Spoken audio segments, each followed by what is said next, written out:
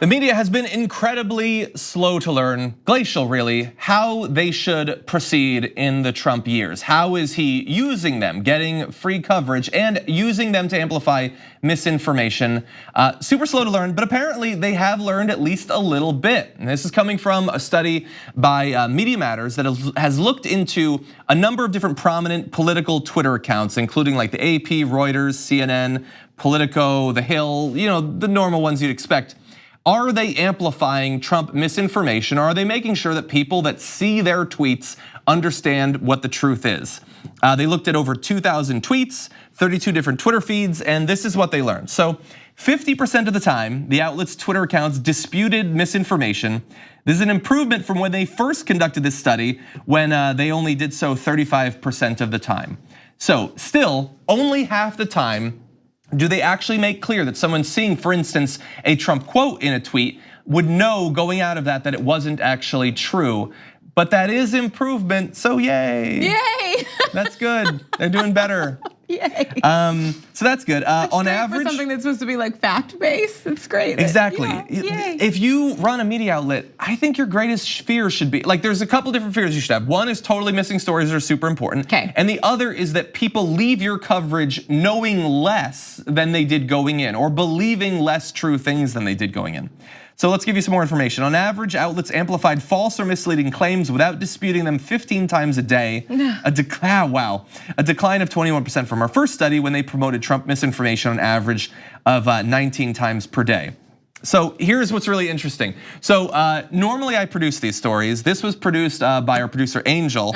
And so I was going to anecdotally state what they apparently have factually. So The Hill's Twitter account produced the most passive misinformation of any feed we reviewed, accounting for nearly half of the total tweets that pushed Trump misinformation without disputing it, up from 43% of the total in the first study. So getting worse. Now look, The Hill has some great elements to it. What would you write for this? And I think, I was talking about like video, but also thank you for publishing my editorials. But their Twitter account is nightmare fuel. Literally every day I see tweets that are just a quote from Trump.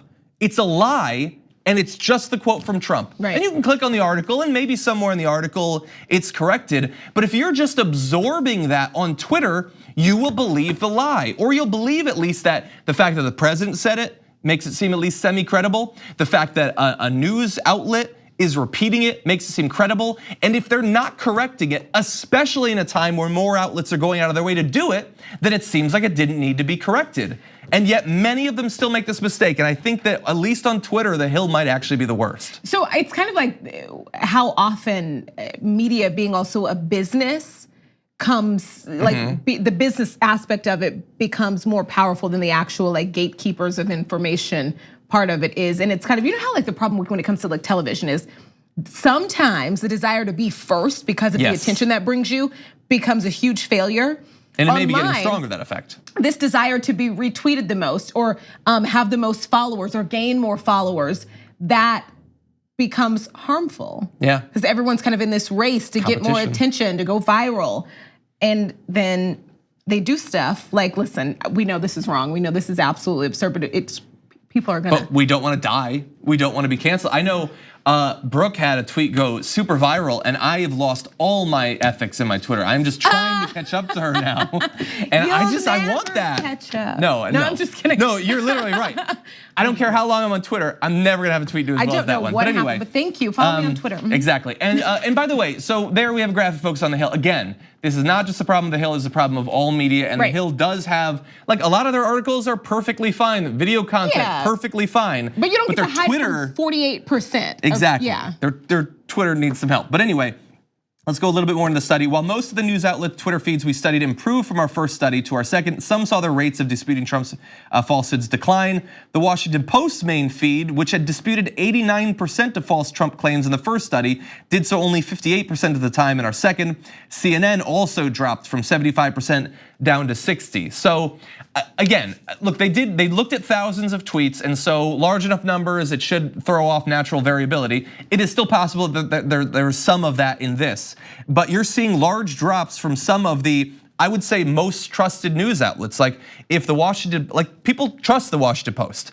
Don't trust their op-eds, they're crazy. But for their news coverage, it's generally perfectly fine. If they're no longer seeing themselves as needing to provide that sort of fact-checking role, that's damaging. And it might contribute to an environment in which other less noteworthy or less well-funded outlets also feel like, well, I guess that's not a thing that we're all really doing. It's not financially incentivized by potential readers.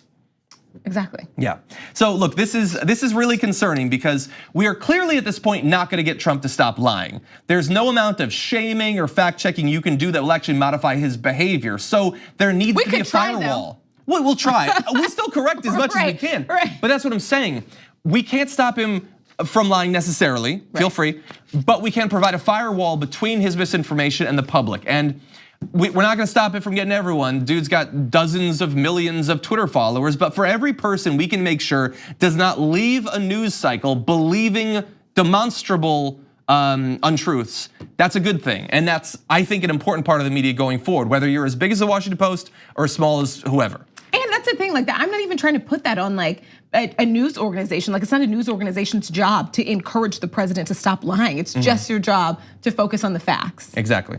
Yeah, and to show improvement over time. And by the way, so I alluded to overall how is the media adapting to the Trump years. This is a very small part of it. And there has been some improvement. You've seen it in this study. CNN's doing their like live fact checking on like lower thirds. That's good. Those aren't the worst things that the media can do. I mean, we remember in 2016, the just live playing Trump rallies and stuff, effectively giving him billions of dollars in free campaign advertisements. That is probably more damaging during the election. And there is good news there. We've previously talked about it. Fox News is still playing a lot of his rallies live, but MSNBC and CNN are doing it only a very small amount. And while I don't spend a lot of time watching those outlets, if you do, please encourage them. They have to, if they do the right thing, they need to be encouraged to continue doing it. And so the stakes could not be higher in this election, so hopefully we'll see them continuing to learn and adapt over time.